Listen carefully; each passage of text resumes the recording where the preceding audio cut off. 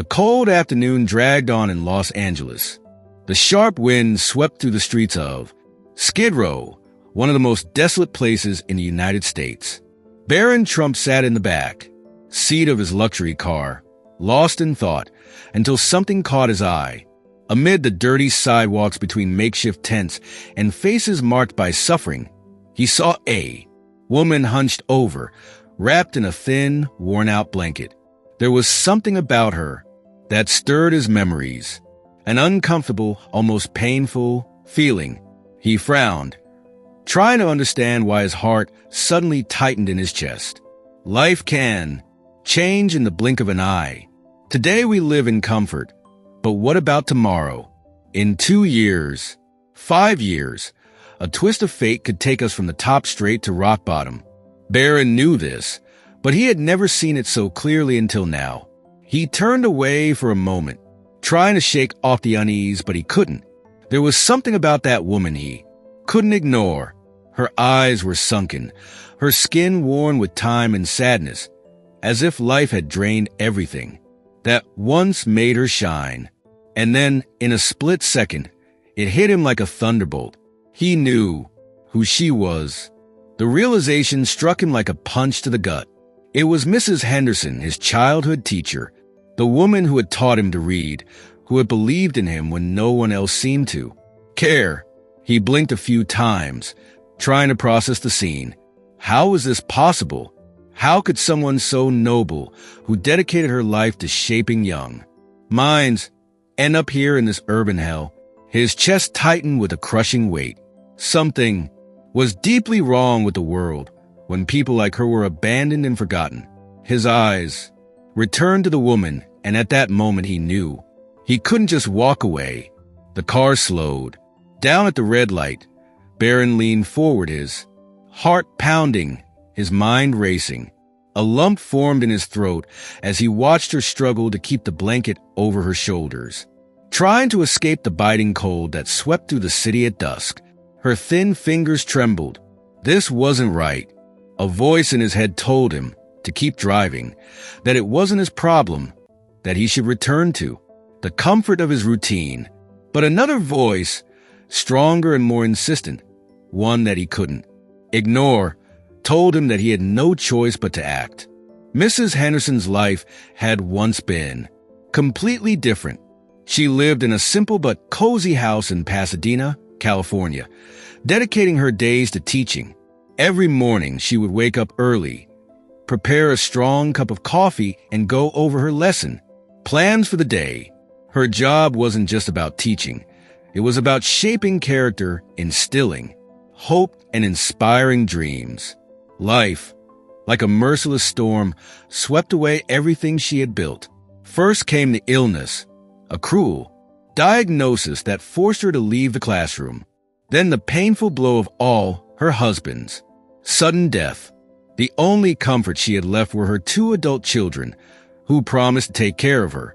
Promises that in time turned to dust. She never imagined her own children would abandon her. At first they called often, checked on her, assured her they would figure things out. But as the months passed, the calls became less frequent. Then they stopped altogether. When her health worsened, she had no choice but to sell her house to cover medical expenses. She believed that at the very least, she would have her children's support. But when she reached out for help, she was met with excuses and silence. They had their own lives. They couldn't carry that burden.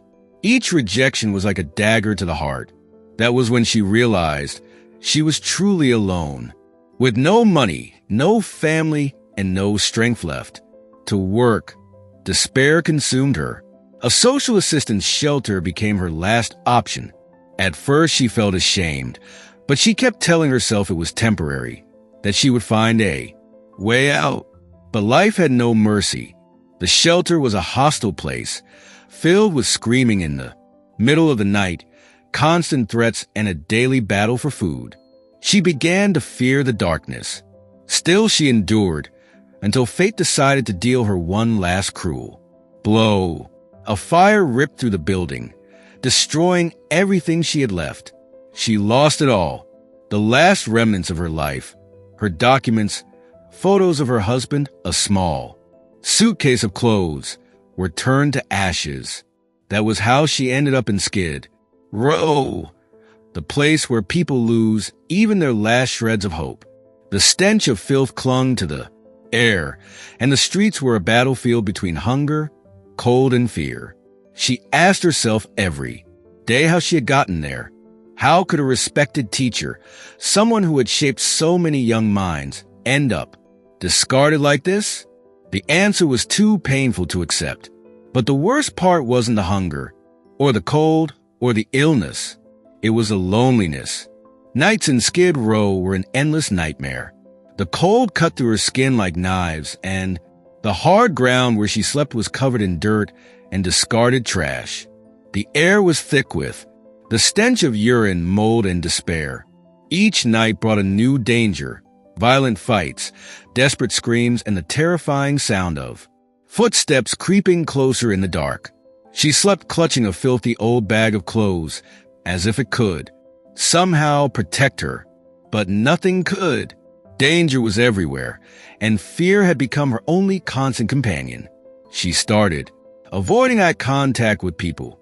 At first, she tried to hold on to some dignity, wearing the least tattered clothes, trying to wash up at public faucets. But she quickly realized that none of it mattered anymore. The city had turned its back on her, and the world saw her as a problem, not a person. Whenever she asked for help, people looked away, crossed the street, pretended she didn't exist. Being ignored hurt more than the cold. As time passed, she could feel herself disappearing, fading from the world's view. She wondered if she was still someone or just another forgotten body among the many lost souls of Los Angeles. Hunger gnawed at her insides. She never imagined a day would come when she'd have to dig through trash cans for food. The first time she did it, she felt a lump in her throat and a crushing wave of shame. But hunger was ruthless, and humiliation became routine. The rare moments of luck came when she managed to get a piece of bread from a kind soul, or when a volunteer handed out meals. But those moments weren't guaranteed. There were nights when she went to sleep without eating, too weak to even move, feeling her body wither away. Time stripped away more than just her strength. It took her hope, her faith, her identity. Mrs. Henderson, the teacher who had once been respected and looked up to, was now invisible to the world. Even her own voice had lost its power. She barely spoke, whispering only when necessary. Her eyes, once filled with knowledge and compassion, now reflected only emptiness. She didn't know how much longer she could hold on, but on that cold day, sitting on a filthy sidewalk, wrapped in a thin blanket, she had no idea that a familiar face was about to change everything. Barron Trump's car stopped at a red light, but his mind was elsewhere. A cold shiver ran down his spine, and his heart pounded as he confirmed what his eyes were seeing. The woman curled up on the sidewalk, trembling in the cold, was Mrs. Henderson, his teacher, the woman who had once taught him more than just lessons from a book. She had taught him about integrity, about believing in himself, about kindness. And now there she was, reduced to a shadow of who she used to be. Barron felt his throat. He blinked a few times, trying to convince himself that it wasn't real. But it was. He opened the door and stepped out of the car, ignoring the curious glances from passers-by. Each step toward her felt heavier than the last. He had no idea what to say, no idea if she would even remember him. His heart pounded as he stopped just in front of her and, with a voice that barely held together, said, "Mrs. Henderson." The woman took a moment before lifting her head. Her eyes were hollow, exhausted. But for a brief second, a flicker of recognition appeared. "Barron?" Her voice was weak, almost a whisper, filled with both shock and something else. Shame. Her eyes welled up with tears. She instinctively tried to hide her dirty hands, to smooth down her disheveled hair, as if she could somehow erase what she had become. but there was no way to hide it. What hurt wasn't just being recognized. It was being recognized by one of her former students, someone who had once seen her as a figure of strength and wisdom. She didn't want him to see her like this, broken, forgotten, discarded by the world. But Barron didn't look away. Instead, he really saw everything. For a moment, neither of them spoke. The past and present collided in a way neither of them had expected. Barron took a deep breath. There was no time to hesitate. "Come with me," he said, his voice firm, but gentle.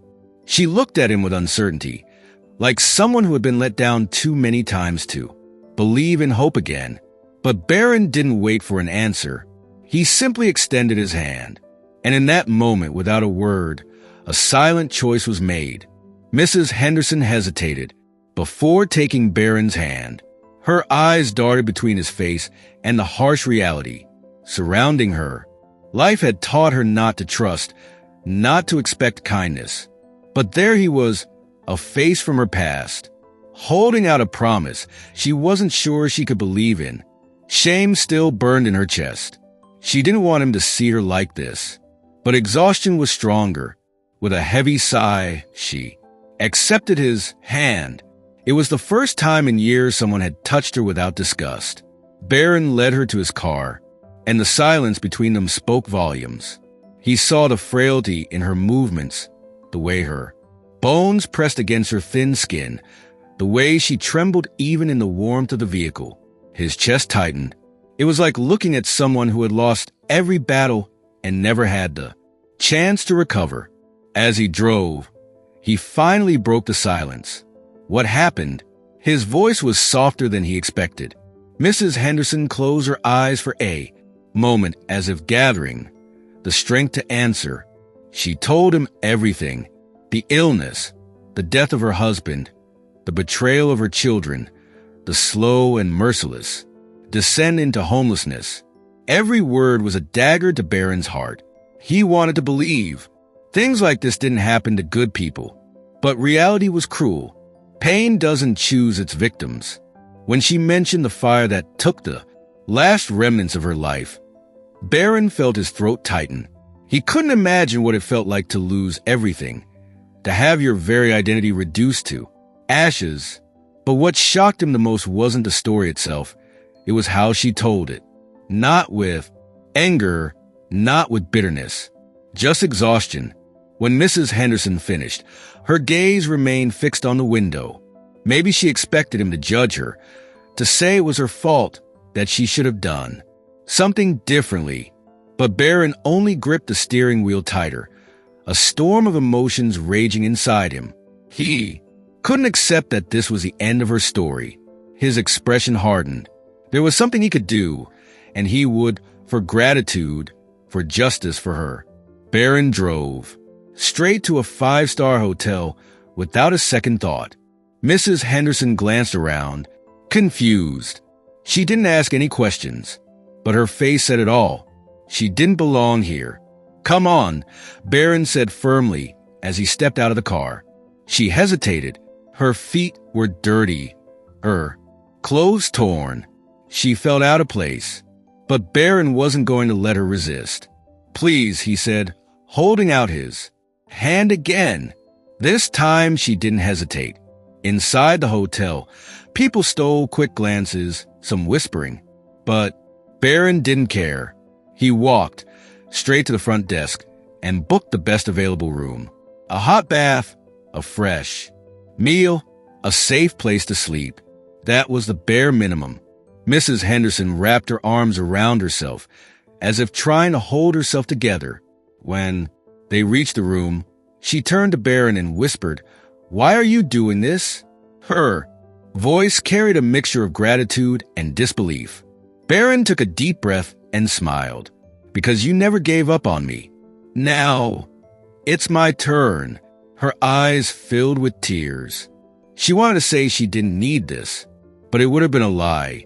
She needed it more than anything. She stepped into the bathroom, and for the first time in years felt warm water wash over her. Her fingers touched a reflection in the mirror. She barely recognized herself. When she emerged clean, wearing fresh clothes and with a meal waiting for her, she felt something she hadn't in a long time: dignity. She looked at Barron, and for the first time, she believed this was real. But Barron knew this was only the beginning. He didn't want to help her for just one night. He wanted to give her life back. Phone in hand, he started making calls. Lawyers, doctors, social workers. He was going to make sure she had a future. But deep down, he knew the biggest change wasn't just happening to her. Something inside him had changed forever, too. The morning sunlight streamed softly through the hotel window, bathing the room in a golden glow. Mrs. Henderson opened her eyes slowly and for a moment forgot where she was. The soft mattress, the clean sheets, the quiet around her. This wasn't Skid Row. As the realization hit her, a tightness filled her chest. She didn't know how to thank him, but more than that, she wasn't sure if she deserved this. Barron entered the room with a light smile. "Did you sleep well?" he asked. She nodded, still processing everything that had happened. In the days that followed, he moved mountains for her. He secured medical care, a safe place for her to stay, and even financial assistance to help her rebuild. But the most precious gift he gave her wasn't material. It was the feeling that she mattered, that someone still believed in her, that she wasn't invisible. For the first time in years, she felt like a person again. Weeks later, Mrs. Henderson was almost unrecognizable. She looked like a new person, not because of her clothes, but because she had hope. Barron had helped her find a role at a community program, teaching underprivileged children. When she held a piece of chalk in her hand again, it felt like part of her soul had come back to life. When asked why he did all this, Barron's answer was simple. "She taught me to be someone. It was my turn to give back." Their reunion wasn't a coincidence. It was proof that small acts of kindness can change lives. And sometimes the best way to show gratitude for what we've been given is to extend a hand to those who once lifted us up. If this story touched your heart, don't leave without sharing your thoughts in the comments below. We'd love to hear how this journey of compassion and redemption made you feel. Don't forget to hit the like button so more people can be reached by this powerful message. And of course, subscribe to our channel so you won't miss any inspiring stories like this one. Together we can spread more hope into the world. Thank you for being part of our community.